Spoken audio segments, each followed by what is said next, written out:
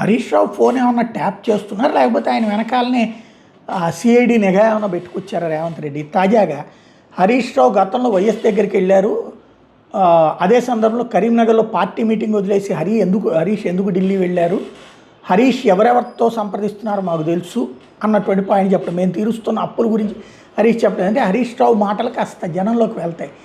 హరీష్ రావు ఎవరెవరితో కలుస్తున్నారో నాకు తెలుసు, పూర్తి సమాచారం నాకు ఉంది అంటే, ఒకటి బీఆర్ఎస్ వాళ్ళని రెచ్చగొట్టడం, హరీష్ రావు పార్టీకి వెన్నుపోటు పడబోతున్నారు చూసుకోండి అని.